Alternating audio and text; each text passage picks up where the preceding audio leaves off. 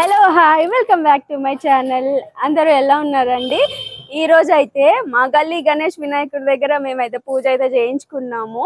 So ఎలా చేసుకున్నాము ఏంటనేది ఫుల్ వ్లాగ్ అనేది వీడియో పోస్ట్ చేసాము. తప్పకుండా వాచ్ చేయండి, వీడియో ఎండ్ వరకు చూడండి. ఈరోజు మా వినాయకుడు అయితే ఇలా ఉన్నాడు అనమాట. చూసారా ఎంత బుజ్జి బుజ్జిగా, ఎంత క్యూట్గా, ఎంత బాగా పూజలు అందించుకున్నాడంటే చూసారు కదా ఎలా కనిపిస్తుందో మా వినాయకుడు. ఈ రోజు అయితే అన్ఎక్స్పెక్టెడ్ గా ఎంతో మంది పూజ చేయించుకున్నారో అర్థం కాదు. వినాయకుడు మీకు ఎలా అనిపించాడో నాకు కింద కామెంట్ సెక్షన్ లో చెప్పండి. తప్పకుండా సబ్స్క్రైబ్ చేసుకోండి. అండ్ ఇంకొక స్పెషాలిటీ ఏంటంటే మా వినాయకుడి దగ్గర లడ్డు చూసారు కదా, ఒక శివలింగం షేప్ లో ఉందన్నమాట.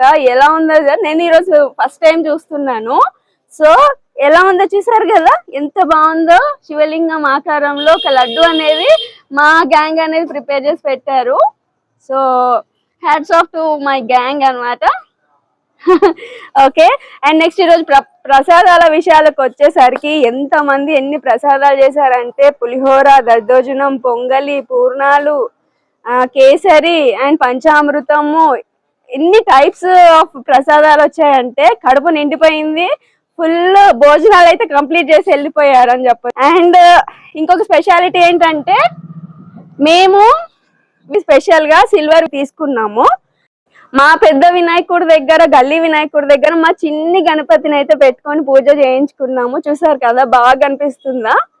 మేము తీసుకున్నట ఈ బుజ్జి వినాయకుడి దగ్గర మా పూజలు అయితే అందించాము. ఈ వినాయక చవితి టైంలో ఈ 11 రోజులు పూర్తిగా పూజలు అందుకున్న వినాయకుడు అందరికి మనస్ఫూర్తిగా ఆశీస్సులు అందించాలని మనస్ఫూర్తి ఉన్నాను. అంతేకాదండి, నా ఛానల్ అయితే సబ్స్క్రైబ్ చేసుకోండి. తప్పకుండా బెల్ ఐకాన్ ట్యాప్ చేస్తే నేను చేసే ప్రతి ఒక్క వీడియో మీకు నోటిఫికేషన్ వస్తుంది. సో ఈరోజు మా వినాయకుడి దగ్గర లడ్డూస్ ఎన్ని ఉన్నాయో కౌంట్ చేద్దాము. 1 2 3 4 5 5 లడ్లు అయితే మా దగ్గర వాళ్ళందరూ పెట్టారు అనమాట. మా గ్యాంగ్ అందరూ పెట్టారు. సో మీరు కనుక మా వినాయకుడిని చూడాలనుకుంటే చూడు. హాయ్ చెప్పు. Say hi, say hi, say hi.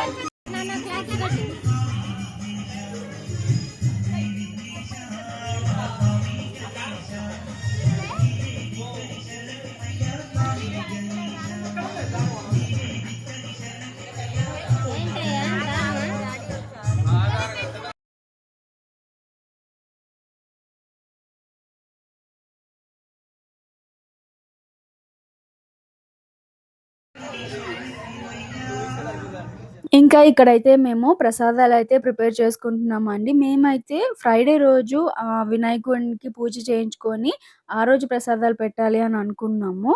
So ప్రత్యేకంగా అయితే ఏం లేదండి, పులిహోర, శనగలు, అలాగే రవ్వ కేసరి, ఇంకా పంచామృతం, ఫ్రూట్స్ ఇలాంటివి కొన్ని స్పెషల్‌గా చేసి వినాయకుడికి అయితే నైవేద్యంగా పెట్టేసాము.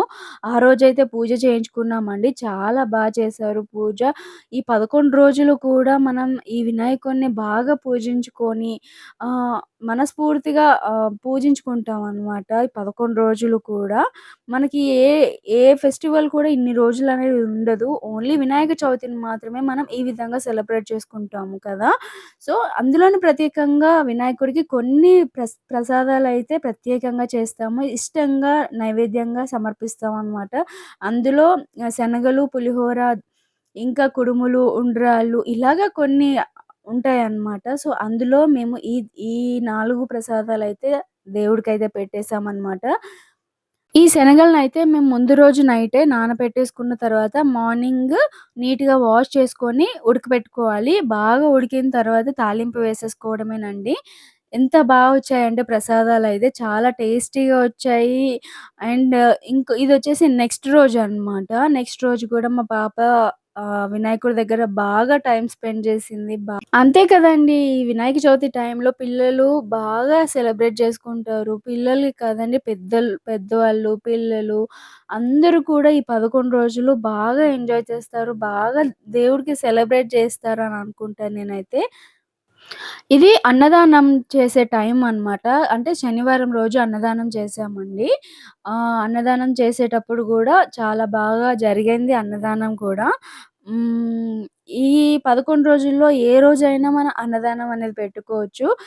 పైనాపిల్ రవ్వ కేసరి అనేది ప్రిపేర్ చేశారు. స్పెషల్ స్వీట్ అనమాట. ఇది చాలా టేస్టీగా వచ్చింది. ఇక్కడైతే ఒక పక్క వంటలనేవి స్టార్ట్ అయిపోయాయి.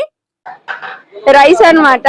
వైట్ రైస్ అండ్ చెయ్యి. నెక్స్ట్ వచ్చేసి ఇది బగారా రైస్ కంప్లీట్ అయిపోయింది. యమ్మీ యమ్మీగా ఉంది. అండ్ నెక్స్ట్ వచ్చేసి ఇది సాంబార్ అన్నమాట. సూపర్ గా వచ్చింది.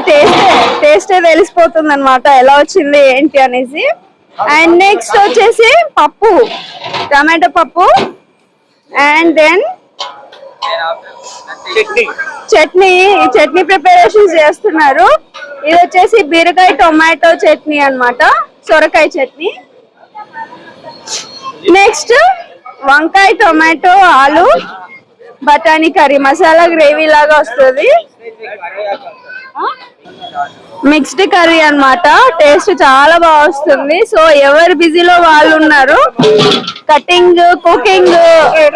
సో ఎవరు బిజీలో వాళ్ళు ఉన్నారు కాబట్టి నేను నా పనిలో నేనున్నాను.